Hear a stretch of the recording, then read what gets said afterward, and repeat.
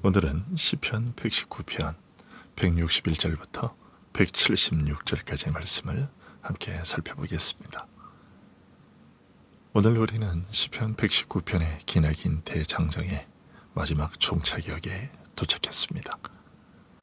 무려 176절에 달하는 시편 119편은 성도가 이 고단한 세상 속에서 어떻게 하나님의 말씀을 붙들고 생존하며 싸워나가는지를 보여주는 영적 전투의 기록이었습니다.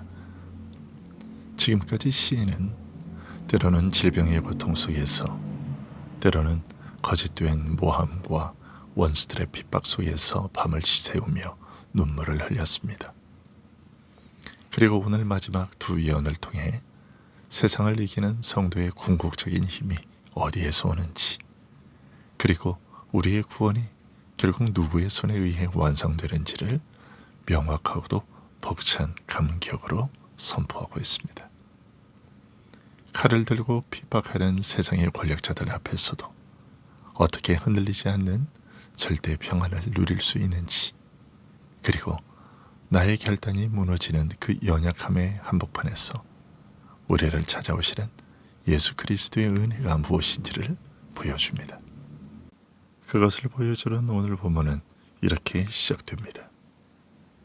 고관들이 거짓으로 나를 핍박하오나 나의 마음은 주의 말씀만 경외하나이다. 여기서 고관들은 세상을 움직이는 절대 권력자들을 상징합니다. 돈의 힘, 사회적인 지위, 국가의 권력 등 나의 생사의 여탈권을 쥐고 있는 것처럼 보이는 거대한 힘이 나를 까닭없이 공격하고 짓밟습니다. 보통 사람이라면 두려워 떨며 그 권력자들 앞에 무릎을 꿇고 살려달라고 애원하겠지요. 그러나 시인은 사람을 두려워하지 않고 오히려 나의 마음은 주의 말씀만 경외합니다 라고 선언합니다. 이것이 그리스도인의 담대함입니다.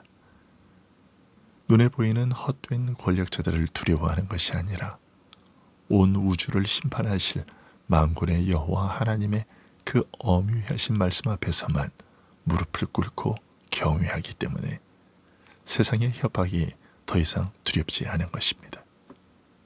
더 나아가 시인은 162절에서 위대한 승리의 찬가를 부릅니다. 사람이 많은 탈취물을 얻은 것처럼 나는 주의 말씀을 즐거워하나이다. 탈취물은 목숨을 건 피투성이 전쟁터에서 적장을 꺾고 승리한 자만이 쟁취할 수 있는 피 묻은 전리품입니다.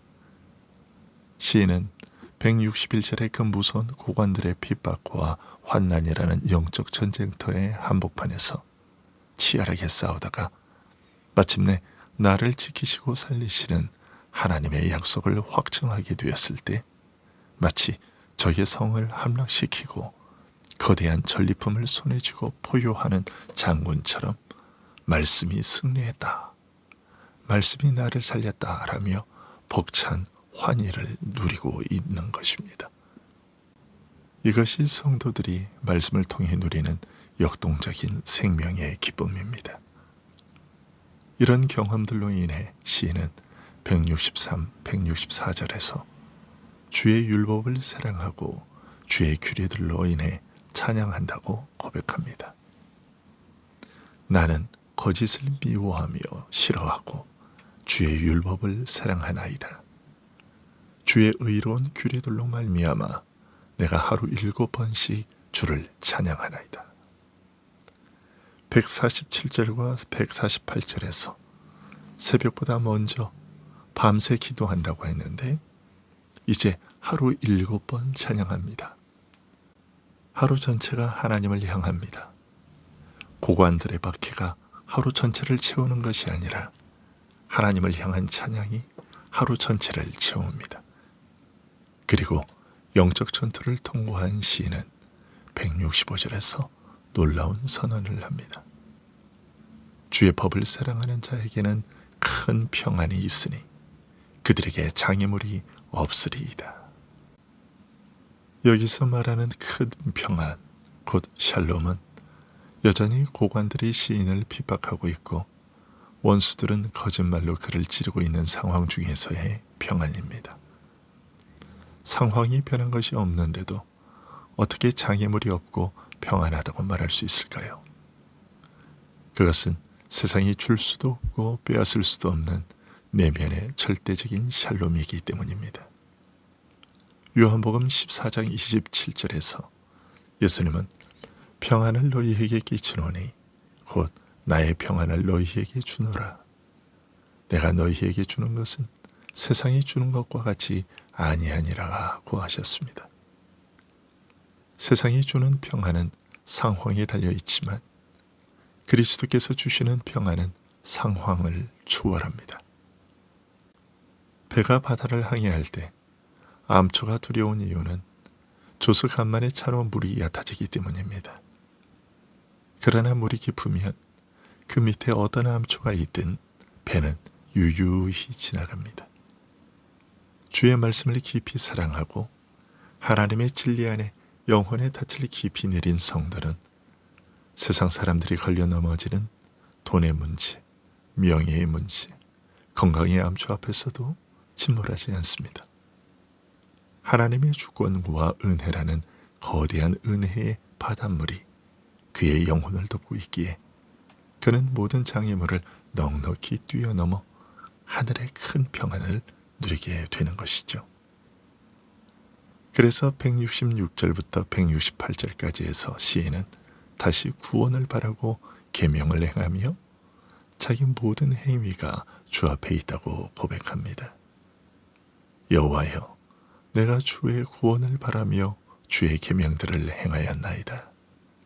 내 영혼이 주의 증거들을 지켜 싸우며 내가 이를 지극히 사랑하나이다. 내가 주의 법도들과 증거들을 지켜 싸우니 나의 모든 행위가 주 앞에 있음이니이다. 이제 시편 119편의 마지막 22번째 열에 도착합니다. 이쯤 되면 우리는 시인이 하나님, 제가 지금껏 이렇게 열심히 주의 법을 지켰으니 이제 제게 상을 주십시오 라고 외치지 않을까 기대하게 됩니다.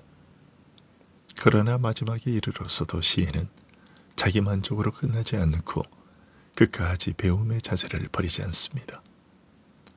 여호와여, 나의 부르짖음이 주의 앞에 이르게 하시고 주의 말씀대로 나를 깨닫게 하소서.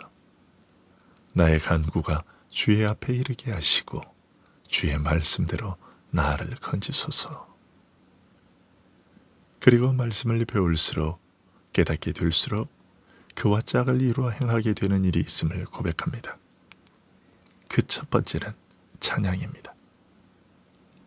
주께서 율례를 내게 가르치심으로 내 입술이 주를 찬양하리이다. 주의 모든 계명들이 의로움으로 내 혀가 주의 말씀을 노래하리이다. 말씀을 배울수록 하나님의 존재와 은혜와 사랑을 비롯한 그분에게서 나오는 모든 것들에 놀라지 않을 수 없고 결국 우리의 입술을 열어 위대하신 하나님을 찬양하지 않을 수 없습니다. 이런 찬양에 이어지는 두 번째 일은 주께 도움을 호소하는 일입니다. 내가 주의 법도들을 택하여 싸우니 주의 손이 항상 나의 도움이 되게 하소서. 여호와여, 내가 주의 구원을 사모하여 싸우며 주의 율법을 즐거워하나이다. 왜냐하면 말씀을 배우면 배울수록 하나님만이 나의 유일한 구원이요 도움이라는 사실이 더욱 확실히 드러나기 때문입니다. 그리고 자신의 삶의 목적을 분명히 인식하게 됩니다. 내 영혼을 살게 하소서. 그리하시면 주를 찬송하리이다. 주의 규례들이 나를 돕게 하소서. 그냥 오래 살고 싶은 것이 아닙니다.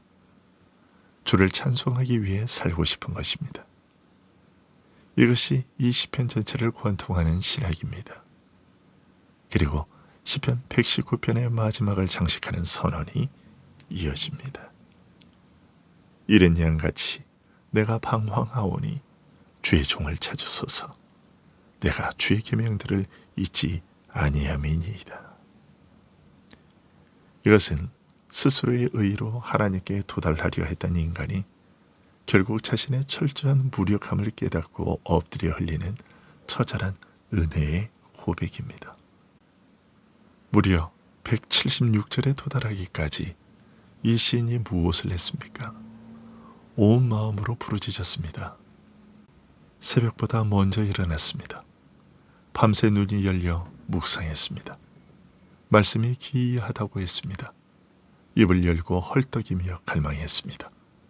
고관들의 박해 앞에서도 말씀을 두려워했습니다. 하루 7번 찬양했습니다.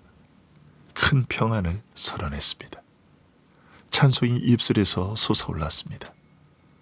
그런데 그가 마지막에 하는 고백은 잃어버린 양처럼 방황합니다 라는 것입니다. 하나님, 제가 주의 법을 사랑한다고 그토록 결단하고 눈물로 맹세했지만 막상 내 현실을 돌아보니 나는 눈이 멀고 고집이 세어 시시때때로 목자의 품을 떠나 곁길로 빠지는 미련하고 길 잃은 한 마리 양에 불과합니다. 내 힘으로는 도무지 맹수를 이길 수도 없고 스스로 목자의 집으로 돌아갈 방향 감각조차 없는 멸망할 자입니다. 이 철저한 자기 부인 끝에 시인은 무엇을 구합니까? 주의 종을 찾아오소서. 누가복음 15장 4절에서 주님은 너희 중에 어떤 사람이 양 100마리가 있는데 그 중에 하나를 잃으면 99마리를 들여두고 그 잃은 것을 찾아내기까지 찾아다니지 아니하겠느냐라고 하셨습니다. 시인이 구한 그 목자가 그리스도십니다. 주님이 나를 찾아와 어깨에 메고 돌아가 주지 않으시면 저는 광야에서 찢겨 죽을 수밖에 없는 죄인입니다 라는 절규입니다.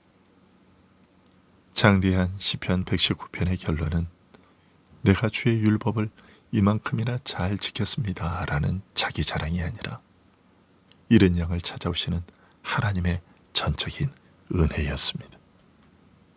그리고 마지막 고백이 있습니다. 내가 주의 계명들을 잊지 아니하였나이다. 방황하면서도 잊지 않았습니다. 길을 잃었지만 말씀은 놓지 않았습니다. 자신이 잃어버린 양이라는 것을 알면서도 말씀은 붙들고 있습니다.